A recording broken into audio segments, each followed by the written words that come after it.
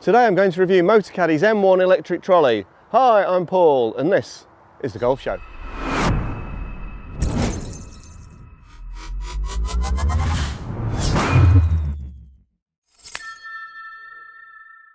Hey everyone, how's it going? Today I want to talk about electric trolleys. Electric trolleys are really expensive and there's a big variety out on the market, so you need to be really sure when you're making a purchase.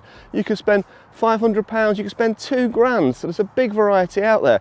You can get some that follow you around like R2-D2, some that have got a remote control, some that have got functions like downhill control. I want to talk about that later. Some have got built-in GPS. Now my Motocaddy S1 has finally given up the ghost on me after maybe 10 years. It's been brilliant, but the buttons started sticking, it started running off on me. I like a tour bag and it was really struggling under the strain of that. So I've had to spend some money and get a new trolley, and I've gone for the Motocaddy M1. So I'm going to tell you why I chose this over the other models. But first I just want to show you how quick it is to unpack it. So this is straight out the boot. You've got a little lever here, two levers there. As you pull that up, the front wheel comes down. I think that's neat. Lock that into position, little one first and two there, and you're done. So fold it up again, little lever first, pull those two. Watch the front wheel. As you fold it down, that folds in. All good, really easy. Now an important criteria for me when choosing a trolley was how big it was, how small it was going to fold up. Will it fit in the boot of the car with my golf clubs? So Motocaddy do this and some other brands do as well, where your standard width there is 22 inches or 56 centimetres. You can take the wheels off and invert them. You see the shape there? So what you can do is you can put them on that way and it makes it a bit narrower. So let's see how much narrower. You've got a little button that you just press there.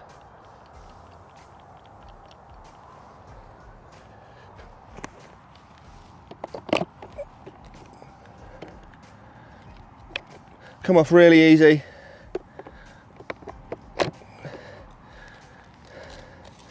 Now that's gone down to 40 centimetres, 16 inches. So that's a massive saving there in terms of boot space.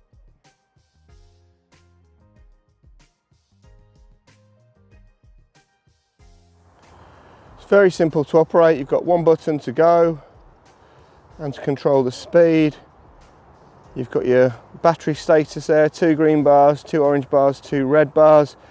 I played the other day, I did 27 holes and it was still in the amber. Obviously it's a new battery. Nice clear display there. Got this nice sort of rubber coating on the grips. Got a friend who's had one of these for a little while now and they're still wearing really well. And you've got a USB charger under there. I've just gone for the 18-hole battery. This is the 28-volt high-power battery. Easily does 18 holes and it's going to charge up within sort of 3 to 5 hours after a round. It's got this cable here which I'm not a huge fan of. So you put the grey to grey, black to black on the connector there. You have to put that on first and then drop that in. Now that could wear over time. Now the S1, which is £50 cheaper, so a more basic model, that doesn't have this cable. It's got a thing underneath the battery that goes into a housing on the trolley, and I think that would be much better. If it was really wet, you might get some moisture in there, and I just don't know how long that cable's going to last. So I think that should have been a better design. As you can see, I put a few stickers on here with my name as well. These are fairly popular. You don't want somebody else walking off with your trolley. If you've got a Motocaddy bag, the trolley does feature the Easilock system at the bottom where you can clip your bag in there just to get it super secure. So Motocaddy's docking station can take all different kinds of accessories. I've got a drinks holder and an umbrella holder here. You can get something to hold a GPS. You've got the USB charging here as well, or if you want to put your phone on. These are all Motocaddy accessories. The water bottle holder isn't the most universal, to be honest. I end up topping this water bottle up as I'm going around the course because some of the water bottles tend to drop out. And if you're on the course and there's not much left in this, things can drop out. So it's not brilliant, but it's okay. The umbrella holder's pretty good. It just goes down there when it's not in use. You can get things to hold teas, scorecards, all manner of accessories there. They are quite hard to get hold of at the moment, so you might have to shop around or get your pro to order one for you.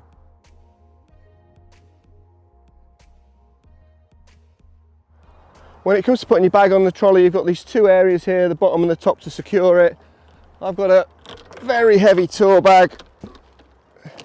Goes on nice and easy. If you've got an umbrella on, I would recommend getting the housing on the inside of the umbrella.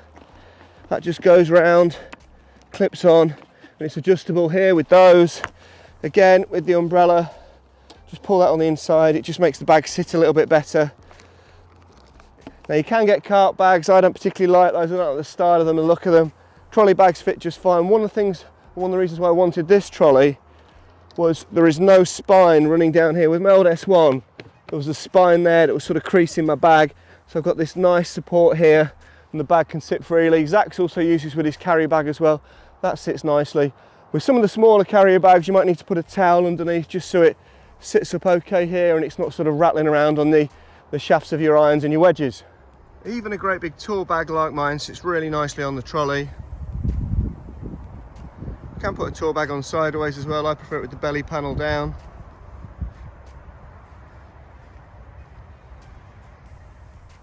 There are 9 speed options with this trolley. I've got a really heavy bag on here. Let's have a look at those. Speed 1, speed 2, speed 6. That's a bit faster than perhaps walking speed. Up to 7, 8, 9. You know, with 9, that's going at a good pace. Trolleys aren't really designed to sort of pull back, so just be careful there, you might hurt your arms. Now I did talk earlier about something with a DHC function, which is a downhill control, which means if it's going downhill, it'll slow it down so the trolley's not running away from you. Now here at Fulford it's pretty flat, so I didn't go for one of those, but I played at Pleasington near Blackburn 2 weeks ago. Went down this massive hill, it took forever to get down. I was literally pulling the thing back, so if perhaps you're a bit elderly or not so strong, or you play on a hilly course, I think another £50 for a DHC version of downhill control would be money well spent, and that way it's not going to end up dragging you down a hill. There's another feature on here that was really important to me when I got it, and that is you can wind it on and set it off automatically a set distance. So why might you want to do that? Well, say you get to a green and the next tee's over there. You know, it's great to manage your bag and manage your trolley. There's nothing more frustrating than the golfer in front of you leaving his bag on the wrong side of the green all the time. So all you've got to do is press and hold the speed button, and it flashes 1, 2 or 3. 1 will wind it on 15 yards, 2 30, and 3 will wind it on 45 yards. You can do that, set the speed you want it to go. That's on speed 4, and that'll go 15 yards. I'll see you on the next tee.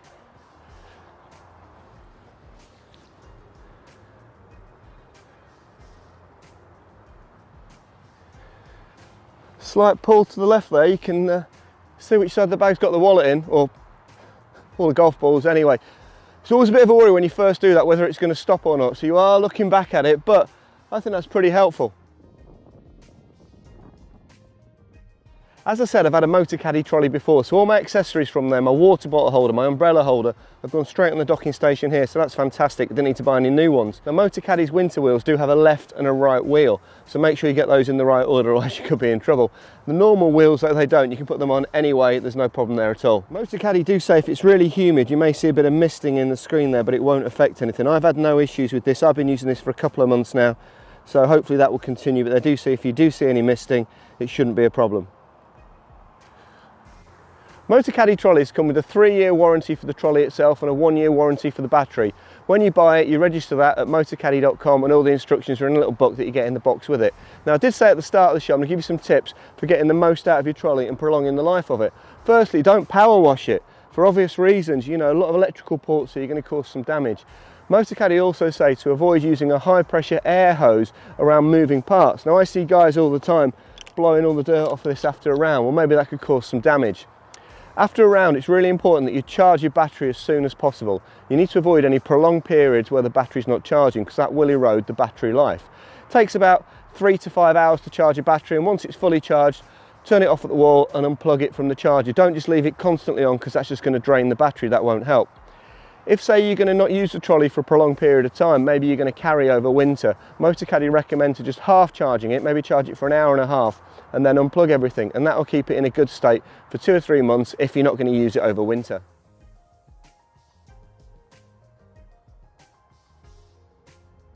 Now, I used to say I wasn't going to buy a trolley for golf until I was an old man, but I was so wrong. If you're carrying a bag around with you, you're taking it off and putting it on maybe 80 to 100 times in a round. You know, that jerky moment, getting it over your shoulders. Some people still carry with a single strap. That is no good for your back. A carry bag weighs the same as 6 2-litre bottles of Coke, so you wouldn't be carrying that around a golf course, so you don't want to do that to yourself, and you're going to get more tired out. If you're playing in a comp against somebody who's got a trolley, they're going to feel a bit more fresher than you come the end of the round.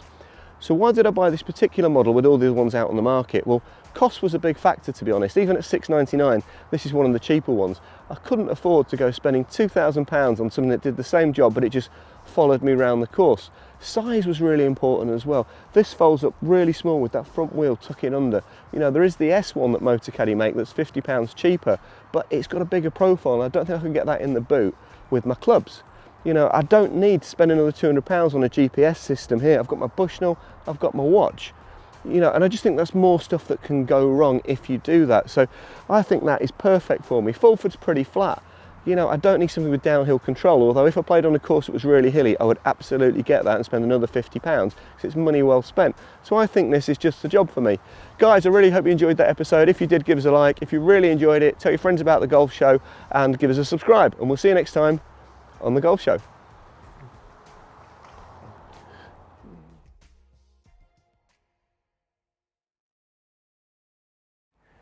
I hope you enjoyed that episode of the golf show. To watch another, click here. To subscribe, click here.